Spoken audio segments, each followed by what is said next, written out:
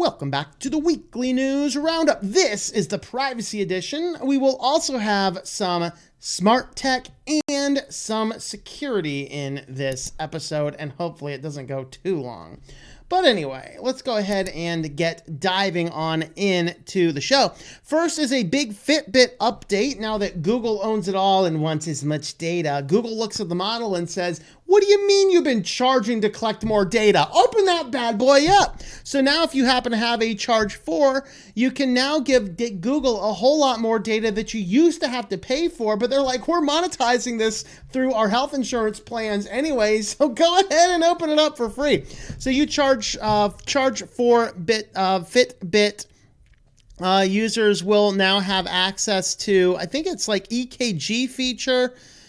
And let's see, it remains, where's the list of things? Owners of Charge 4, Versa 2, Inspire 2 gain access to health metrics, which used to be premium subscription. Dashboard shows trends for certain health metrics, including breathing rates during sleep and heart rate variability over recent periods of time. Premium subscribers still get a little extra information since their dashboards will show a full month's worth of information, while the free version still only shows 7 days. But still, hey, we're just going to go ahead and collect and harvest a lot more data because that's what Google does. Let's harvest data. You will now be able to access blood oxygen recordings on the watch face. Information was, again, only available through the app. App also adds skin temperature data to Charge 4, which it wasn't offered previously. I guess the watch will alert you if you're dead. So if the zombie apocalypse is going on, if a whole lot of people's Fitbit watches start reporting that they're, neutral body temperatures or whatever. So that's exciting. Well, Instagram, they have decided that they're going to start banning people for, Wayfif and Wayfil and stuff. And this is a little interesting because it applies to direct messages. So they're speaking out of two sides of it. Of course, we have a stance on hate speech. We don't tolerate attacks on people unless they happen to lean right or something. But they lean right. Hey, just sacrifice them on the altar of your words if you want. But anyone leans left, man, you cannot possibly argue somebody about that. But anyway, but it's saying in here that now they're saying we take action whenever we become aware of hate speech. We are continuously improving our detection tools so we can find it faster. Between July and September of last year, we took down 6.5 million pieces of hate speech on Instagram, including DMs, 95% of which they found before anyone reported it. So that definitely sounds like they are certainly taking things down before it's being reported in direct messages, despite saying later on, hey, the direct messages are private. But they're apparently not private because they can actually see them. They are actually taking them down. They have technology that does it, and they have people reviewing these. So yeah, on Instagram, your direct messages are being viewed. There's no other way around it. And so you can go ahead and use that information what you want. If you happen to have an Instagram account, please close all. Please close all. Okay, all Facebook-owned properties. They are not good. Virginia is about to get a major California-style privacy law. This should have been maybe first because it's kind of the good news. So basically, it's effectively a law that is almost exactly like the one that passed in California. Of course, there's no federal law, and so it's up to the states. And frankly, that's the way I would prefer it. However, there's a little caveat to this when we're looking at the state laws and such. And the internet is not confined to states as, for example, a store might be or a gas station might be. And so we have a few other odds and ends here in the middle of all of this. And so with this, the Virginia law seeks to have more control for if any organization happens to have 100,000 or more Virginia residents in a given calendar year, that's who it applies to. So if you have a little e-commerce site and you're selling 1 or 2 books to somebody over there in Virginia, something I might do, I don't have to worry about this. But if I get to the point where I have, thousands of people that I'm serving in their particular state, then the law starts to kick in for you. And the sets are the right to confirm if a controller has your data and to see it if they have it, the right to correct inaccuracies, the right to have a controller delete personal data provided by or obtained about you, and the right to opt out of having your data used for targeted advertising, having it sold to third party, or proliferating the furtherance of decisions that produce legal or similarly significant effects concerning the consumer. So this actually passed quite significantly. I think it was the Senate was unanimous, and the House was, I can't find the numbers right off the top now. Senate was unanimous. House was like 90+%. And the governor had given us indication that he certainly was going to pass it. There it is, up there. 89-9 in the House, unanimously 39-0 in the state Senate. And the Governor Ralph Northam is expected to sign the law. So there we have another state with strong privacy laws coming online. And on to our last story. My apologies for anyone who caught the live stream. I had it titled as the TSA. This change actually applies to border agents, not the TSA. And I think I possibly got confused because the picture here had TSA, much like I did, but my thumbnail on the edited video will have a Border Patrol agent, not a TSA. So this goes back, and it is an update actually to the case that we actually did talk about on the news. This was the NASA scientist who is a full US citizen, and the phone was basically all the data, including private proprietary information from NASA, was on his phone that they get. And we covered that the Border Patrol laws now allow them to hold data for up to 10 years, even on United States citizens, which by every standard is unconstitutional. But the one court said, yeah, that's unconstitutional. The appellate court said, oh no, that's perfectly constitutional. If this goes up to Supreme Court, hopefully they say it's unconstitutional. I have a little side note for all these governors and all these judges that keep on having all these constitutional rulings. 3 strikes, you're out. You have 3 unconstitutional rules, instant impeachment, you're out of office, and you can't run for anything in the country again. You have sworn an oath to uphold the Constitution. Maybe it's about time you figure out what the hell it says. Okay? Really. We have a Constitution. The Constitution prevents illegal searches and seizures. Simply because you're coming back to your mother country does not constitute a reason to search you, for the love. And that's, I think part of this is that the guy looked like an Arab or something. So yeah, maybe we need to have some discussions about that. He looked scary. Lordy. But anyway, this one goes back, and in the latest overturning from the appellate court, basically it gives Border Patrol free reign to do search and seizure on any phone device within 100 miles of the U.S. border. Yeah, that's not going to turn out very well. So that's what we have to say there.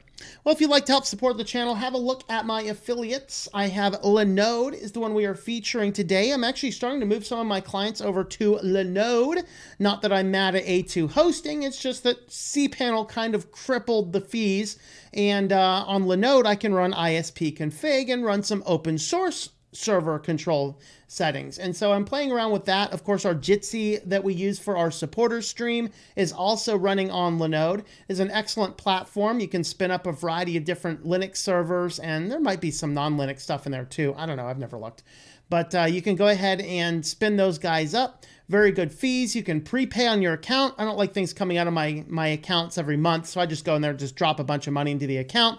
And then when that gets exhausted, I'll go ahead and throw a bunch more down there as well. Using my affiliate code, tlm.li/Linode, you can get $100 in credit, which is good for 60 days. You can spin up a bunch of stuff, play around with some Linodes, and see what all you can do. Of course, I did tutorials on building VPNs and ISP config and a few other things and settings up there as well. So with that, let's go ahead and get into the smart tech news next. So first in smart tech, we have Android 12 leak appears to show major redesign with the color changing UI. And I don't know. I guess maybe the image behind it's kind of cool, but to me it just kind of looks like this insanely bubbly thing. Like they took the more squared round corners, they put them into bubbles. I don't know. I'm not a huge fan of it. It's kind of what it looks like. So here's Android 11, Android 12. I'm not a huge fan of it, but I've never been a huge, UIs aren't deal breakers for me in general, but I really don't like the look of it. I think it makes it look more childish. Definitely trying to copy what Apple's doing. Blah. Not necessarily my favorite. Some people will probably like it. I think this is definitely an eye of the beholder. I do like this screen here. If this is a notification screen, I guess that screen's not too bad with the image in the background. But there we have it. And why is Chrome on this thing? Oh wait, that's right. It's an Android. All right. Well, anyway, 4 Ars Technical, or 4 Verge articles in a row. Ugh, why'd I do that? I don't know. But this is Smart Tech, and it's getting weird, guys. Now we have a smart grill. That's right. You have a smart grill with Wi-Fi, Bluetooth, and digital displays. There's actually LEDs in this thing as well. So they got LEDs in this. So presumably they won't melt. They get very hot. But you have your popular gas models. You have a lineup offering Bluetooth, Wi-Fi connectivity for tracking temperature, and an integrated digital display. That's all we need, guys. A smart grill. It has the app that you can sign your app in over here, and it's going to take your measures. Oh, you can stick a thermometer there inside the meat, so it'll actually measure your thermometer. Like, guys, this takes out all of the fun of barbecuing on the grill. Part of it is nowhere else do you get that wonderful cooked taste of having raw meat on the inside and burnt meat on the outside in this perfect synergy of amazing taste. This just takes the fun out of it all. And do we really need to be throwing our meat on the grill and then waiting for the app to tell us it's done? My Lord, people, this is the insane world we're getting to. But hey, at least it's not a smart toilet, right? Uh-oh. Hey, Alexa, order unicorn meat. Confirm!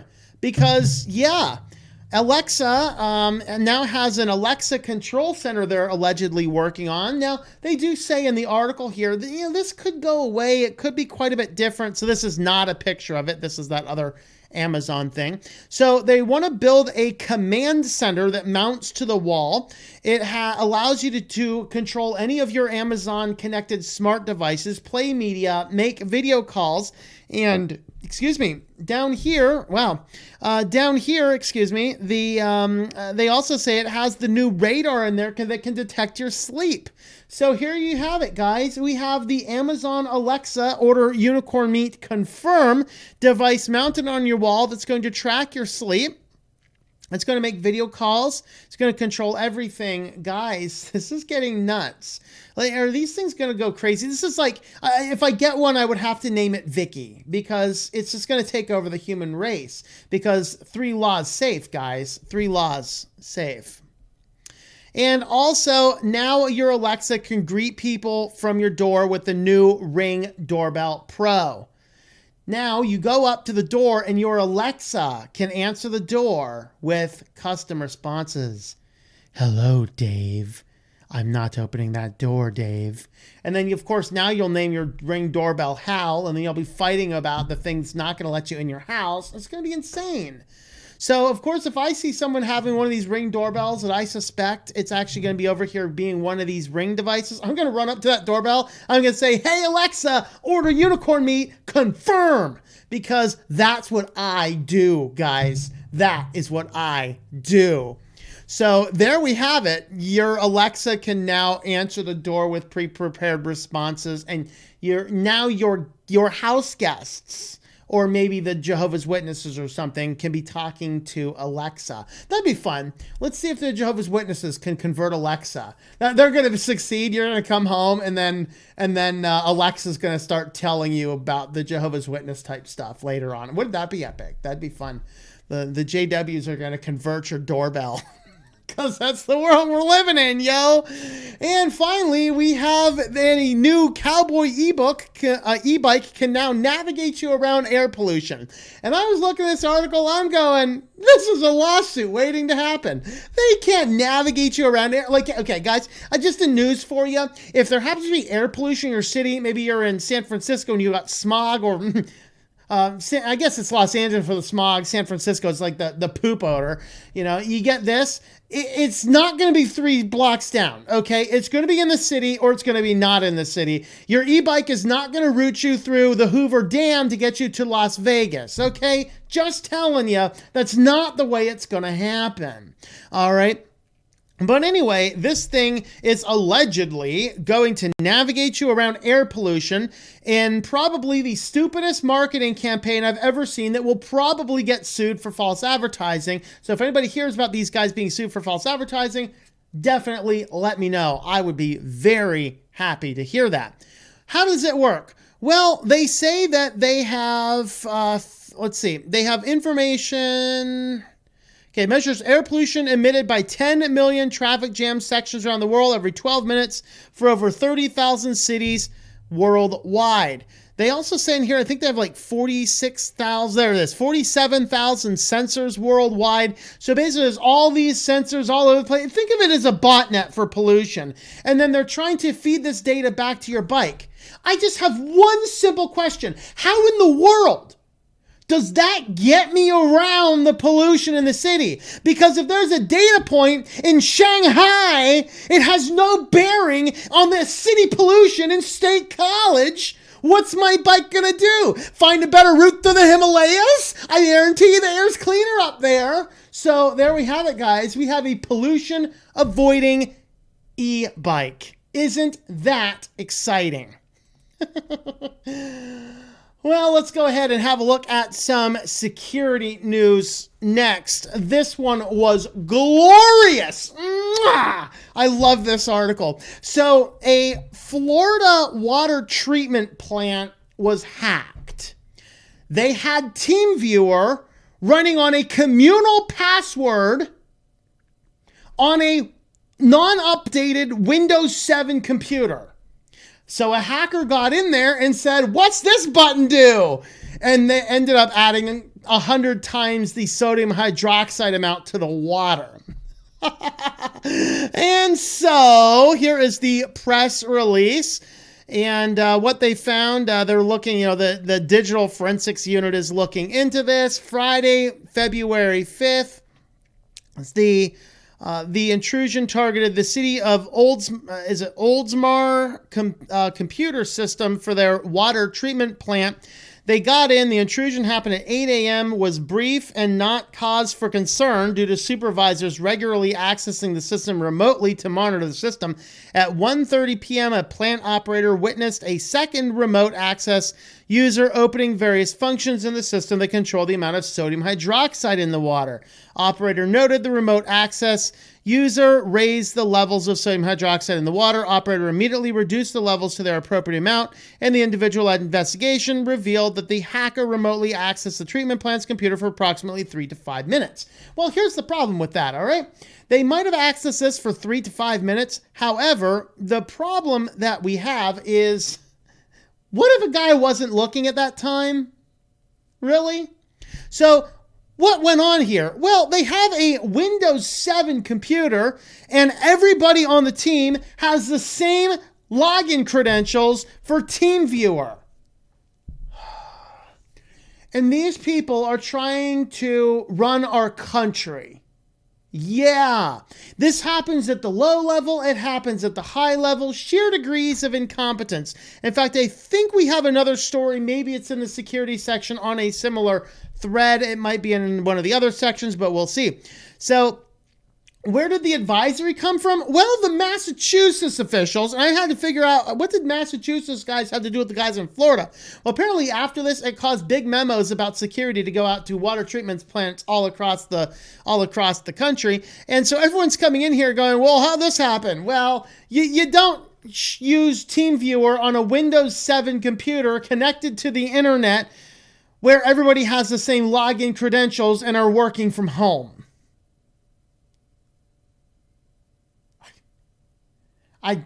Yep. There you go, guys. There you go. Don't do that kind of stuff. Oh, yes, it is this section because this is the next one. Authorities bust a SIM swap ring they say took tens of millions of dollars from the rich and famous. This is one of these amazing lessons where I'm going to tell you again, never use SMS attached to your accounts. It is too easy for somebody to steal your phone number. Your phone numbers are basically public information. Everyone has access to them. They're bought and sold like, gasoline on the streets. I mean, this is the easiest thing that there is you can do. So they end up busting this SIM swapping thing. We're not going to get into that. I love these bullet points down at the bottom. Europol provided the following advice for avoiding SIM swap attacks. So the SIM swap attack is when they steal your SIM card and then they utilize your SMS phone numbers to access your accounts by sending the verification code. Use two-factor authentication apps rather than having authentication code sent to the SMS. I will tell you right now, if you want to use an IRS website, like the IRS website for an online account, they force you to use SMS. That's our government for you. When possible, do not associate a mobile number with the sensitive online accounts. Here in the United States, nearly every bank is forcing you to attach your mobile phone number to your bank accounts. Keep device software up to date. Half the people have a phone that you cannot update. Don't reply to suspicious emails or engage over the phone with callers who request personal information. That should be obvious. Limit the amount of personal data shared online. Oh, I would love to limit the amount of data shared online when we can pass some laws to criminalize sharing people's data online. Oh, Lordy. 2 other precautions: ensure security PIN or password for the mobile account is strong and as it can be. Many PINs by default have 4 digits and can optionally be made longer. Ask the mobile carrier to put your account on any type of high security settings available. There you have it. So, yeah, that's... Hey, at least Europol seems to know what they're doing. The United States government is missing their head in action, but there you have it. This is another one. This is an update story. We reported not long ago, of course, with iOS 14 coming out and telling everybody, that all of the apps now are forcing you to say what you're collecting inside of your data, right? So Google actually had a security warning come up on their own apps telling you their own apps are out of date because they haven't updated them in 2 months.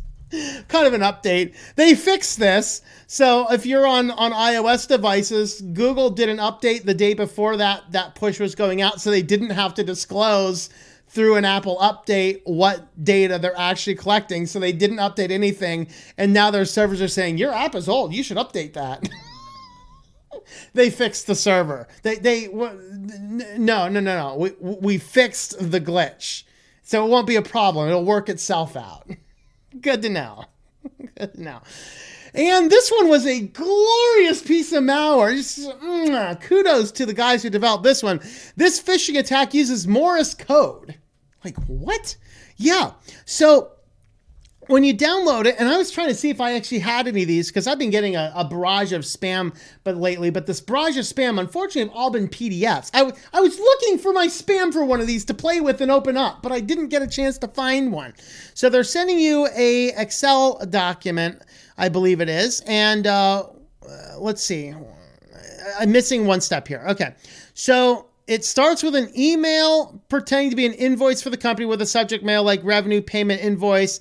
Okay, so I'm getting these all day long. I'm getting so many of these, but every ones I'm seeing are PDFs versus this one. Is it going to tell me what the type of, okay. See, this one is xlsx.html. So basically you're thinking it's this. Now, let me tell you guys who are still using Windows a little security tip. Go into your folder options and you want to show extensions for known file types. Let me tell you why this is an important security fix.